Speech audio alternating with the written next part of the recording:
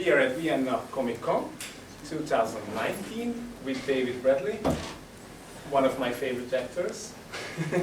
And first question for you is, I'm a really big fan of The Strain. Yeah. I don't know if you meet a lot of fans because it was one of the best TV series I've seen. How did you prepare for Abraham Satrakian's role? I got a call from Guillermo and Carlton Coombs, who was the showrunner, at my home on the Tuesday, asking me if I could be in Toronto on the Saturday. And because it was Guillermo del Toro, they were like the three magic words, you know. You don't turn down the opportunity to work with him. I didn't really know very much about it. And so I turned up, and the first scene he gave me was the scene in the pawnbroker shop in the first episode, where he grabs the would-be mugger, Yes. and it was like a huge, about 4 pages of dialogue.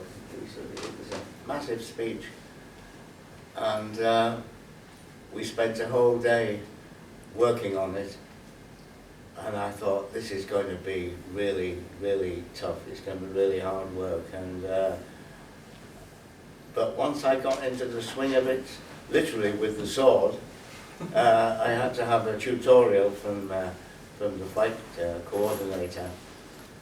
I just found myself not finding it easy, but I thought, I know this guy. I feel comfortable playing him because he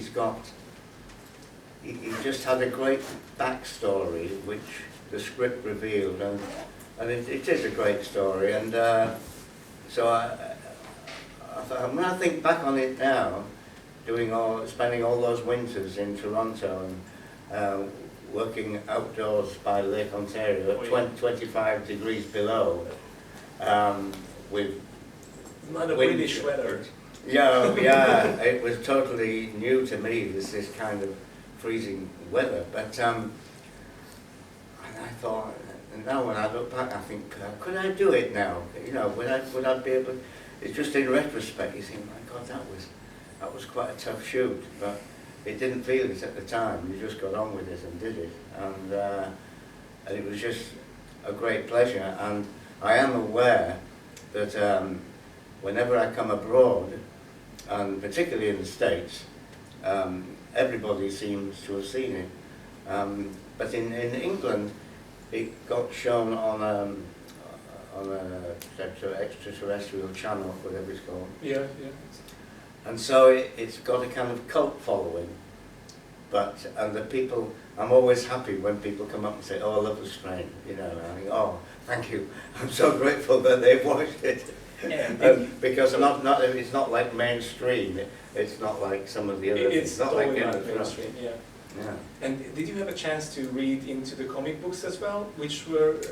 I guess I read the graphic novels, yes, and the books that Guillermo and Chuck Hogan had put together. Oh yes, and the artist Mike Huddlestone.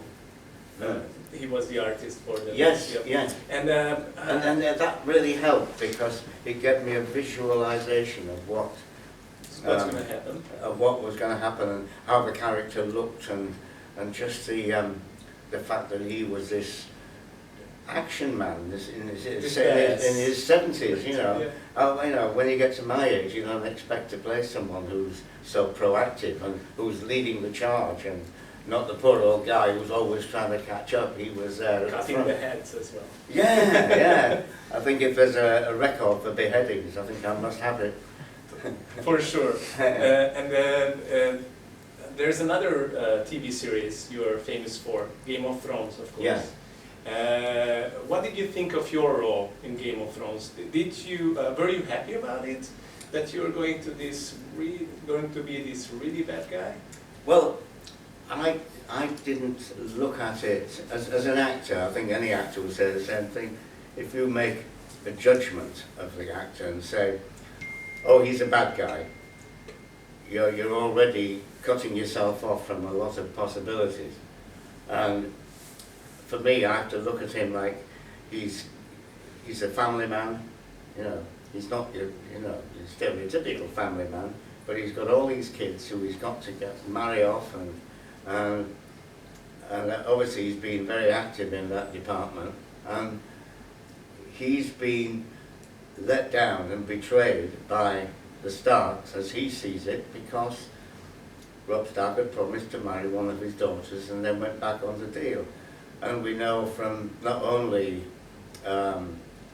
you know, in certain societies, losing face is quite a big thing, especially in a country run by warlords, whether it's Afghanistan or Sicily or wherever.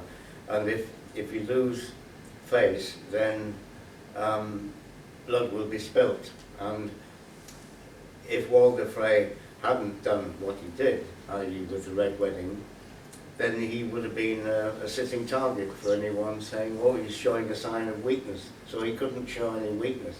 And he exists in a very harsh world. So I try to look at it from his perspective, rather than just see him as enjoying being a bad guy.